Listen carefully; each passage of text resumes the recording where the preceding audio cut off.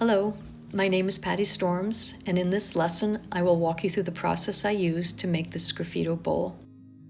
I use Standards 181 new white stoneware clay for my work. It has very fine porcelain grog, which makes the Sgraffito process easier than clays with heavy grog. And it's a warm white that contrasts nicely with the black.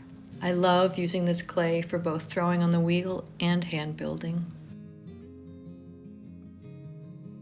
I'll show you several tools that I use for Sgraffito and when I find that they work best. The bowl I threw has dried to leather hard, the consistency of cheddar cheese. While it was drying, I transferred my design onto tracing paper because I find it easier to use on the clay surface, and its transparency makes transferring your image easier. You don't have to pre-design your project, it's just something I prefer to do. Because the bowl is concave, it would be impossible to put the round tracing paper inside without wrinkling. So I cut the image into sections. Here I've used 4 divisions. I make some sort of indication as to where to align the 4 pieces. In this particular case, I actually wanted a circle as part of the design in the center of the bowl, which then nicely helped with alignment.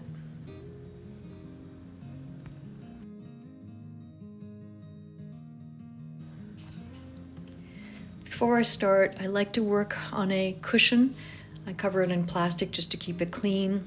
You want to protect the foot of the leather hard clay, it's easily damaged. Line up my piece for the last time. And I like to use the ball stylus tools. They come in many different sizes. Here I'm using some pretty small ones. It's a pretty intricate design. I prefer them to the pencil. Sometimes the pencil is just a little bit too sharp. I try not to push too hard. You'll get a sense of feel for it. You can sort of see the paper indenting.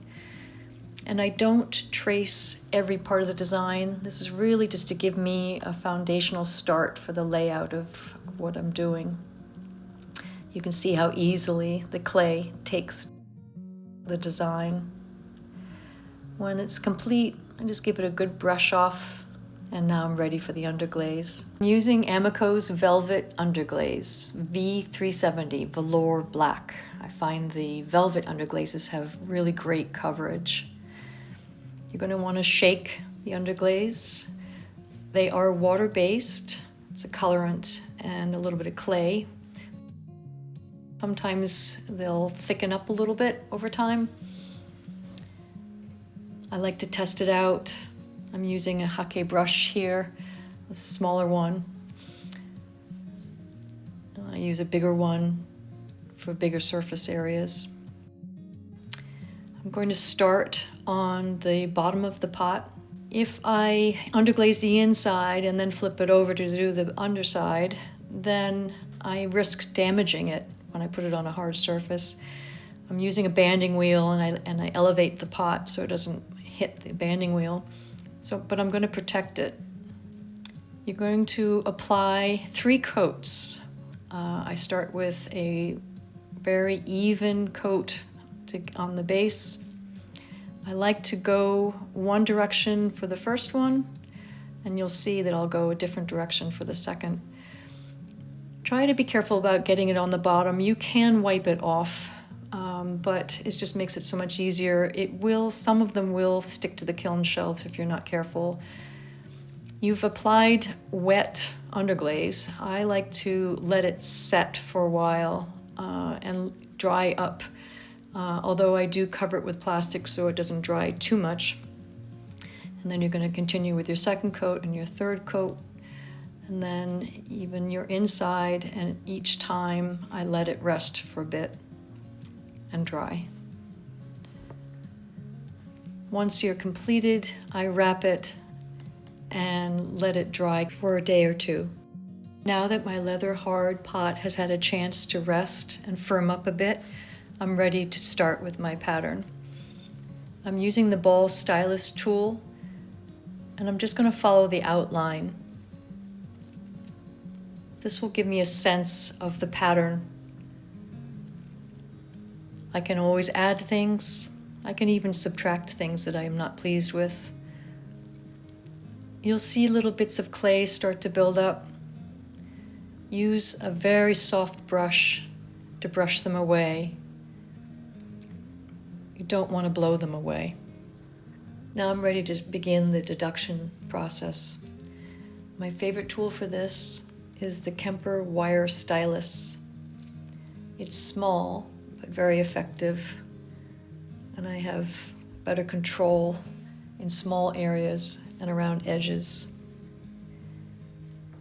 It comes to a nice sharp point, and the wire is thin. I stop often to use the soft brush to remove clay pieces.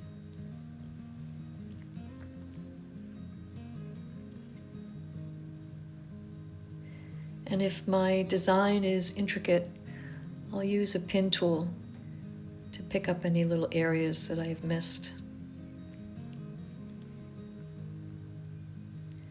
You can use larger loop tools to remove bigger areas of clay. I love this sharp scraping tool to clean up the white areas. I like my whites to be very white. You can make your own Sgraffito tools with staples or wire and dowels. This process may take time depending on the intricacy of your design. I try to keep the part of the bowl I'm not working on wrapped in plastic as I work to keep it from drying out too much. And if I take a break, I always wrap it well.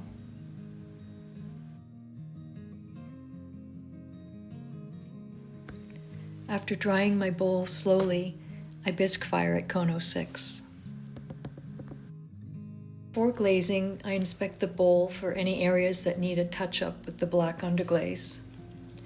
Once I've made any repairs, I'm ready to glaze. I use Sahara HF9 zinc-free clear glaze. You can mix a little water in if it's too thick. I look for the consistency of light cream. I apply 3 even coats. If you have used any black underglaze to patch any areas, be very careful when you apply the clear glaze that you don't drag and smear the underglaze. I let it dry a little bit in between, and I like to go in different directions with each coat.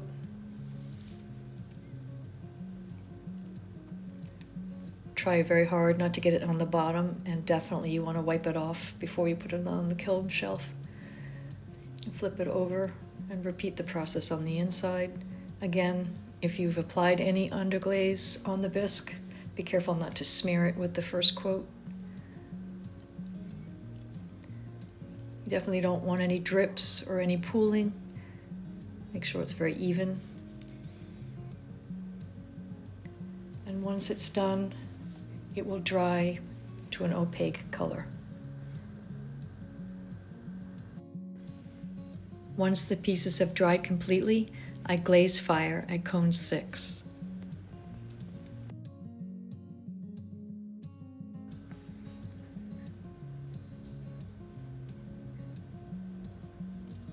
You can use other colors of underglaze. This is Amico's Velvet V387, bright red.